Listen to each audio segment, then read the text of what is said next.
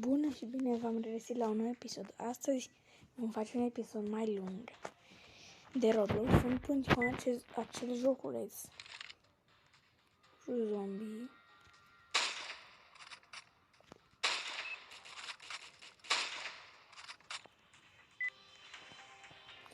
Și hai să vedem ce putem face în acest episod.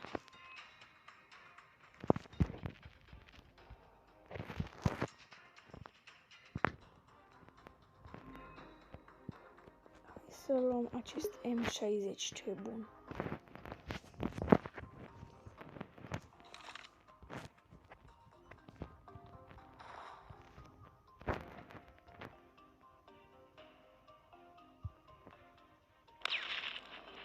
E bună, dar nu foarte.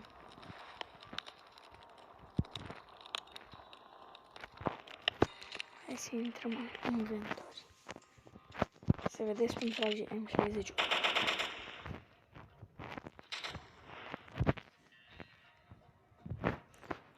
Hai să-i facem o probă.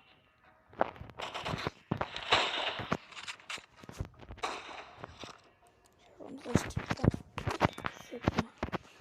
Deci acest episod va avea 30 de minute.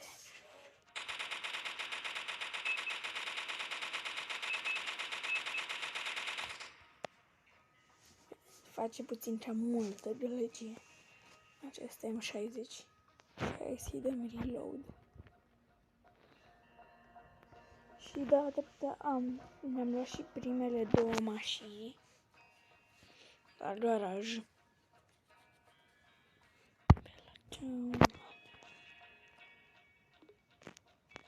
Avem jeepul acesta, ne trebuie 140 pentru Hammer. Adică pentru nu știu, mai bine îmi fac la casă. Să-mi fac la garaj.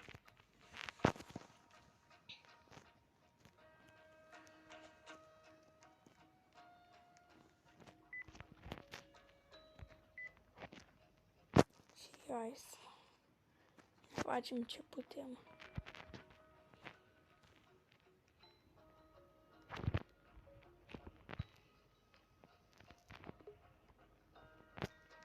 Hai să luăm ce ieftin și după aceea să luăm.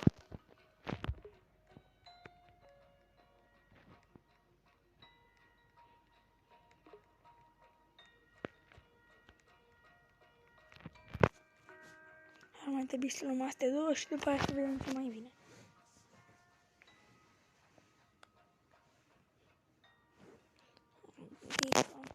O să mai aștept un pic până se mai strâng niște bani și ne revedem. Și ne-am întors. Și acum hai să cumpărăm această masă. Wow, rocket launcher, dar nu funcționează. Nu știu ce, dar nu funcționează. Și trebuie să mai batem cu niște zombie. Sau nu știu ce să facem. Mai bine ne mai știm în episodul viitor. Acest joculeț. Ca să nu vi plictisesc doar cu un joc. Ați mai văzut ce am mai făcut și eu pe acolo și voi mai face un pic off camera.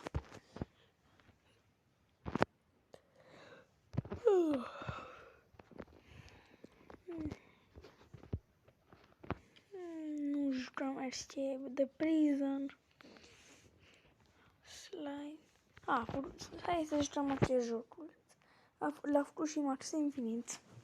E cu căsuțe, trebuie să distrugi, să ajungi până la final cu casa. Da, asta depinde foarte mult de noroc, acest joculeț. Că poți să sari de pe rampa asta sau poți să ai noroc și să nu sari.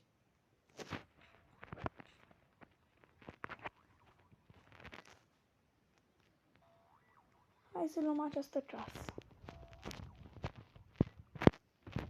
Nu vreau să stau la parter.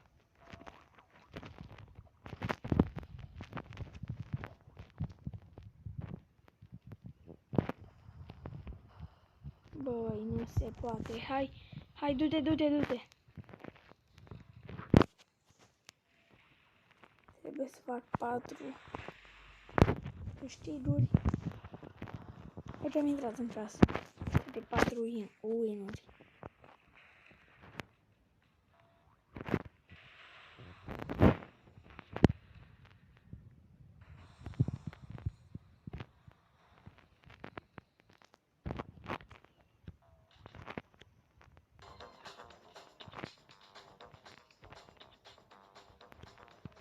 Hai că am crezut prin...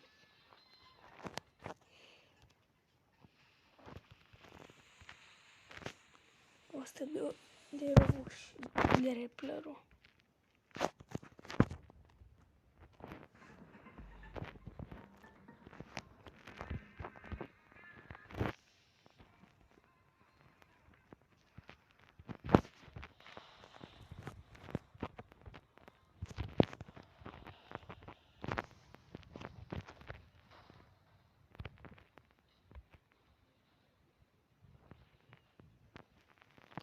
O să cad prin hartă și la casa asta.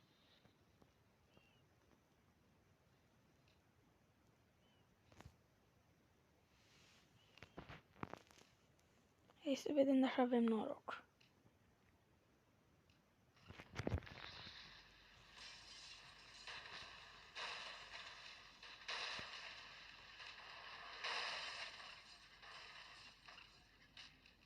Nu știu dacă nu...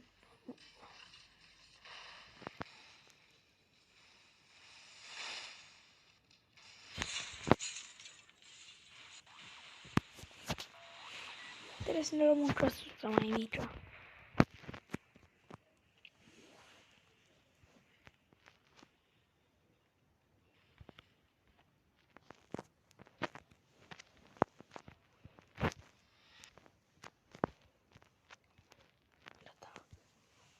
Așa urmă, hai să mergem. Acest joculeț l-a jucat și Max Infinite pe sita mea miau. Și eu să văd și eu joculețul și am intrat și eu pe el. Și mi s-a părut tare. Wow, metrou. Trebuie să fac win-uri pentru acel metrou.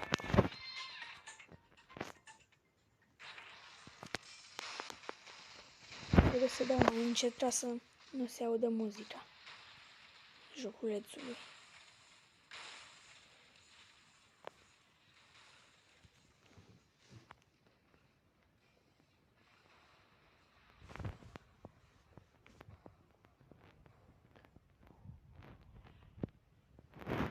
Am și zburat.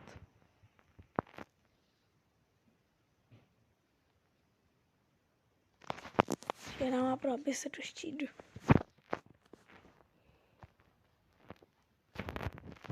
Hai să ne luăm... i-a plecat pe barbun. Și voiam eu barbunul. Hai să ne dăm cu scaunul. Eu aștept aceasta. Barbunul acesta. Mai sunt 30 de secunde. Să știți că eu filmez noaptea acum și o să-l postez. Azi este 26. Aici este 2 noaptea, 26. Și o să-l postez pe 27.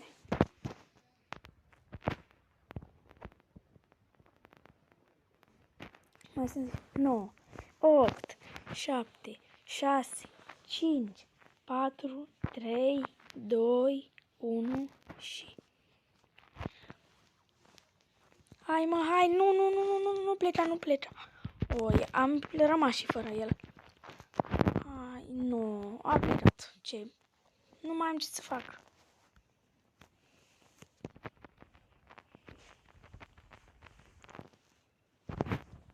Hai că am avut noroc să... Hai că măcar am casa asta de biserică, cred că...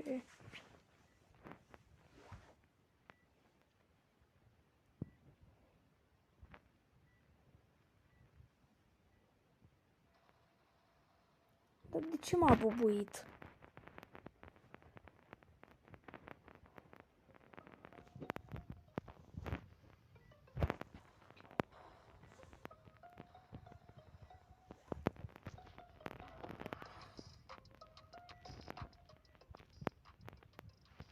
Nu știu ce s-a întâmplat, dar dispărusem pentru ceva timp. Pe Among Us.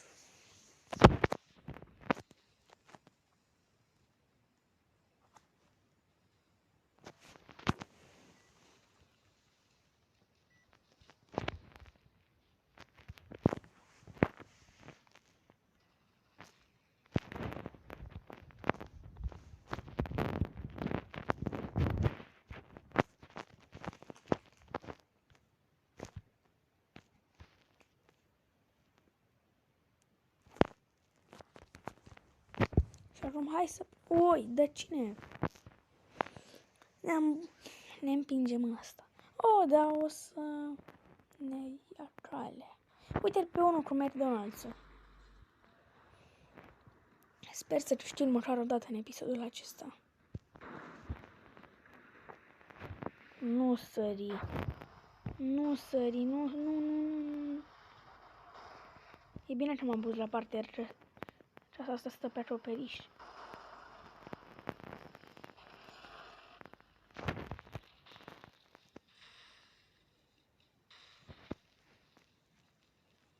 Păi, nu. Nu, bă, dar sare mereu.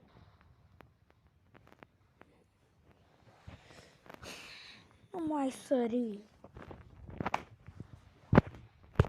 Trebuie să iau scaun.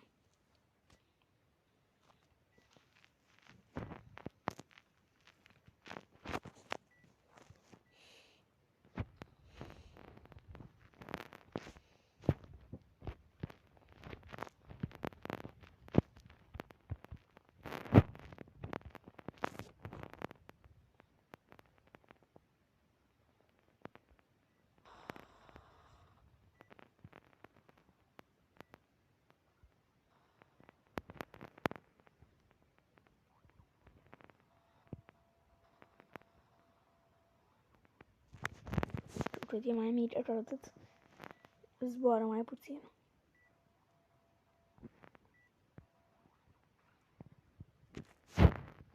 Așa cred eu. Dar cum? Dă-te, bă, de aici, nu se poate. Dar cum am bubuit? Ori își bate cineva jur de mine, ori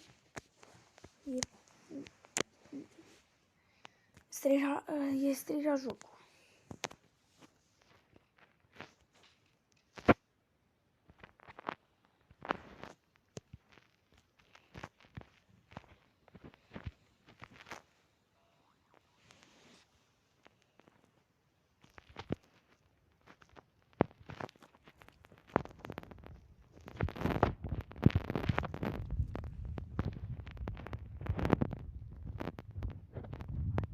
Nu se poate.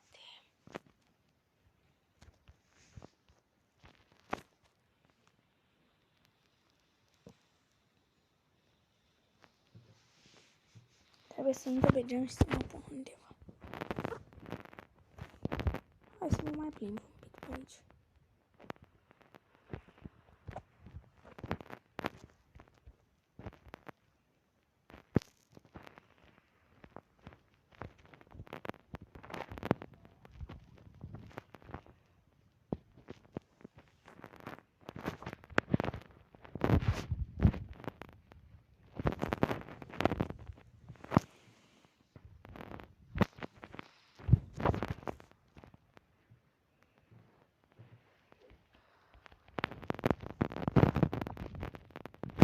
Hai că m-am pus.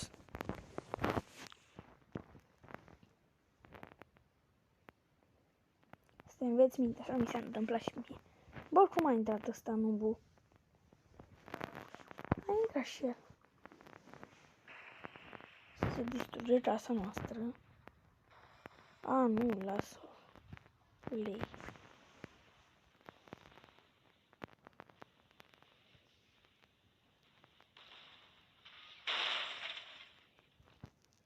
Sper să nu zburăm.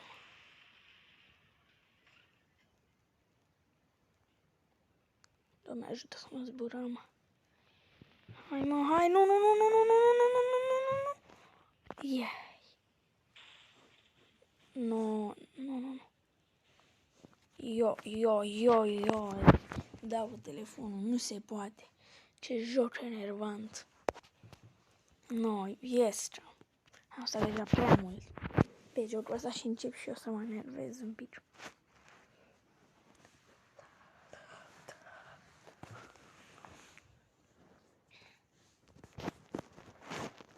Hai să jucăm un joc.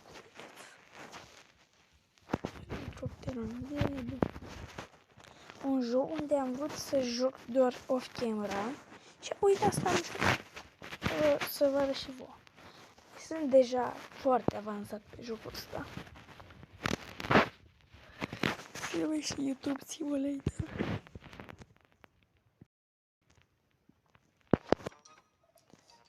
Ai o cameră, faci filmări multe, nu ca mie pentru că eu sunt foarte avansat. Și după aia le vinzi pentru bani.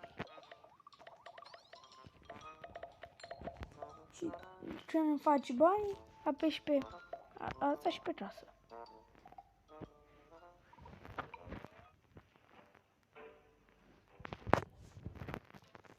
Și aici intri la calculator și tot apeși așa. Până nu mai ai videoclipuri. Și după aia faci bani. Te duci la aceea roșie, îți cumperi cameră și calculator.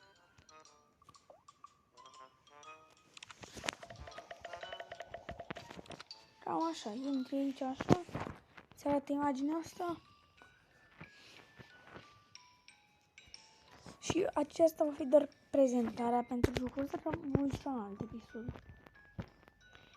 Uitați, cumpărați camere, calculatoare, așa, și după aia ajungeți la următoarea lume, cum am ajuns și eu. Și hai să ieșim, o să vă las aici un pic, așa, și după aia ne întoarcem pe următorul joculeț. Și ne-am reîntors pe jocul Anime Tycoon. Dacă ați văzut primul episod care a fost fără sunet, cred că ați văzut că am jucat acest joc. Este vorba că să faci un tycoon cu 3 etaje, nu e cel mai lung tycoon, e chiar foarte scurtuț. Și cele mai bune case, vă spun eu care sunt. Oi. Opresc un pic și mă întorc imediat. Mi s-a părut mie pentru că era o casă foarte bună, liberă.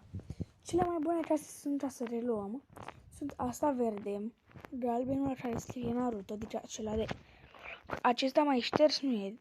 Și ăsta e super bun pentru că e o sabie bună, dar ăla e mai tare. Și negru. Deci verde, galben și negru, cam acestea sunt cele mai bune. Și noi ne ducem acum să luăm de la dropper.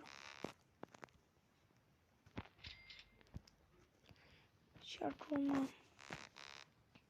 trebuie să așteptăm să ni se colecteze bănuții. Și să vedem la cine putem intra, să luăm arme. Uite la omul ăla de acolo. Oi. Nebule la ultimul etaj. Trebuie să avem grijă cu el. Oh, am intrat. Și mi-am luat și o sabie.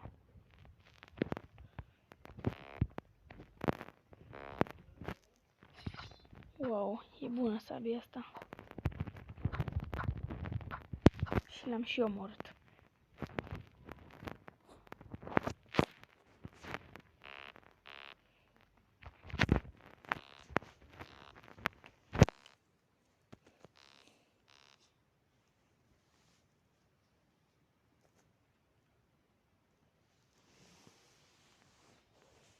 Să vedem cât de banii s-au strâns.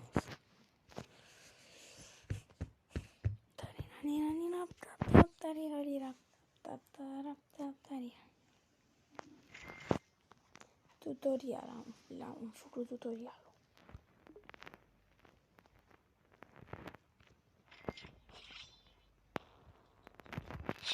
Ui, era să omor. Mă omor cu sabia aia. V-am zis că galbenul șters e foarte bun. Ce-mi faci tu mie, mă? Ce-mi faci tu mie, mă? Tu nu faci nimic. Ia, hai, fugi de aici. Nu-mi chef.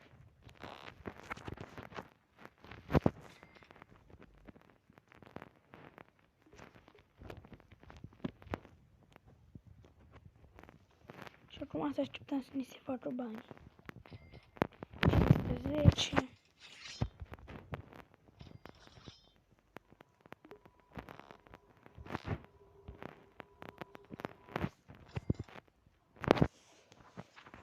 Și cam așa începe acest joculeț. Clere de cea mai în gheață. Clere de cea mai în gheață.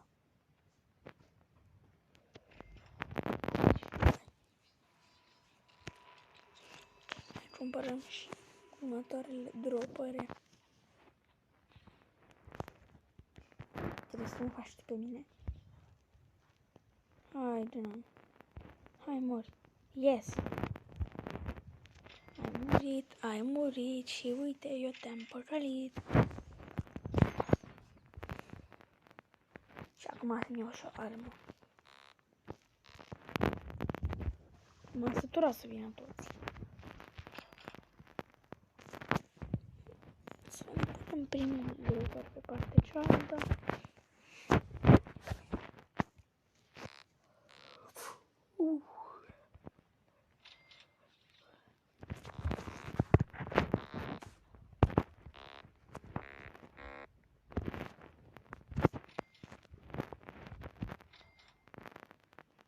Și acum mai filmăm puțin și am terminat episodul, că nu prea.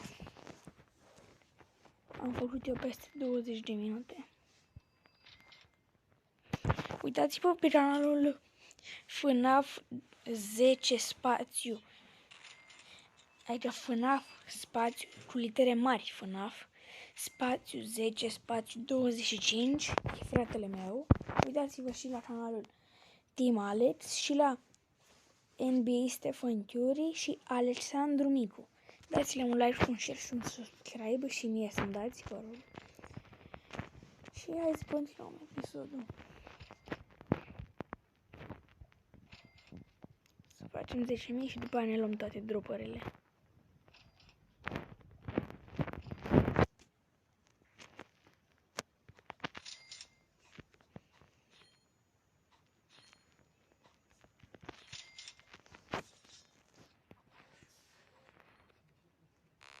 Am oprit un pic că m-a întrebat cineva ceva.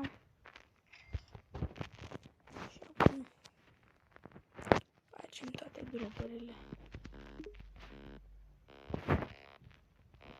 Mai trebuie 400 ca să-mi iau ultimul dropper.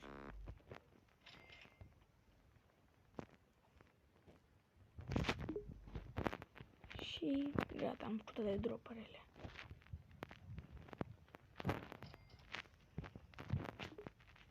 Și vă spun eu cum ar trebui să faceți ca să nu intre oameni peste voi. Prima dată luați toate dropările, după aia luați zidul și după aia armele. Asta e părerea mea. Eu așa fac și eu zic că e o variantă bună. Și după aia îți iei toate armele. Și casa verde ai o drujbă. O, e negru. Lasă, că o să rămân tot aici.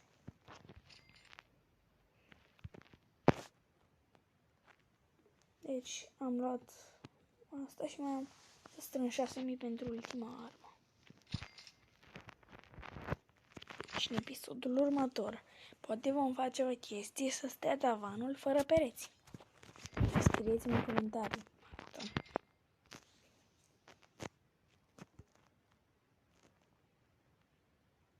Oi, acum avem drujba. Hai să vedem cine ne mai omoară acum.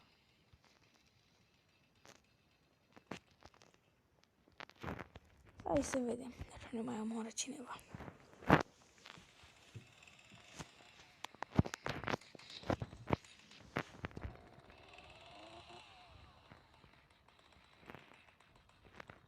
Hai să vedem la omul ăsta. Ce are de zis?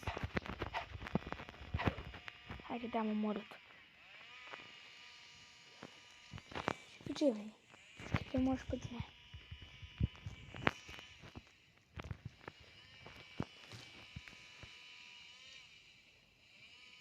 Trebuie să mă fraierești.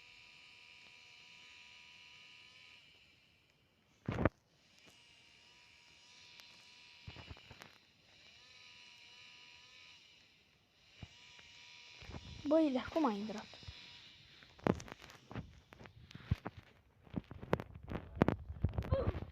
Hai că a murit și ea. Măcar nu a rămas cu arma mea. Asta e chestia bună. 20.000.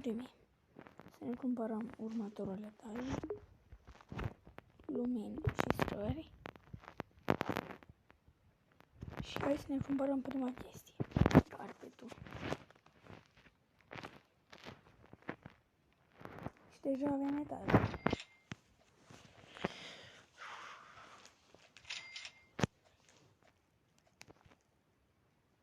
Și să-mi recomandați și voi în comentarii joculețe pe Roblox. Eu chiar am nevoie acum de joculețe, că mă complexi de joculețele astea Custom-Made. Și spuneți-mi niște jocuri de pe Roblox. Adică cine are Roblox. Cine nu are, nu trebuie, nu e obligatoriu. Poate când voi strânge suma de 50 de abonați, voi face live, cum am mai zis. O oră jumate Roblox. Câte 10 minute, fie cât un joc 10 minute, deci ar într-o oră jumate sunt 90 de minute, 9 jocuri. Să vă fac câte 30 de minute, 3 minute, 3 jocuri. Bă, dar pleacă de aici. Te omor. Hai mă, mai intri? Nu mai intri, acum fugi. Fugi și nu mai veni.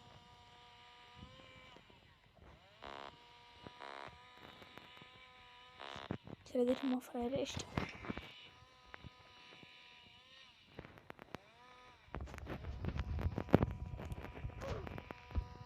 Ai vrut să intri la mine în casă, ai murit. Ce amuzant e să zici. Ai intrat la mine în casă, ai murit. Oi, am și bomba. Acum cine mă mai omoră? Nimeni. Bomba sunt invincibil. Vedeți ce face?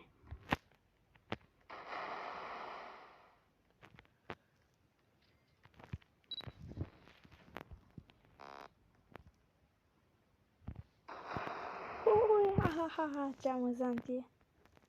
Și pun astea la banii. Bombă de-asta. Acum ce o să mai facă? Nu mai ai bani. Bă, dar cum a rezistat?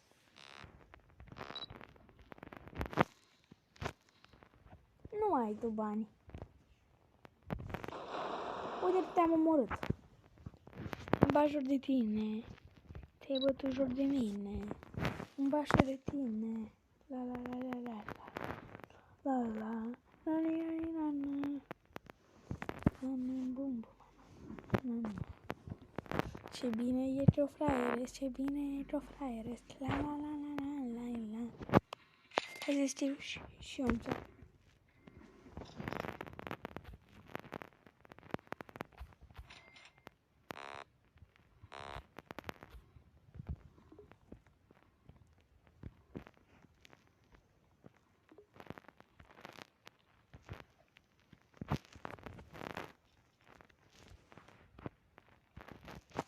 Crezi să mă fraierești? Crede asta că mă fraierește pe mine. Nu. Credea că mă omoară. Hai că am murit și eu. Sunt brav rău.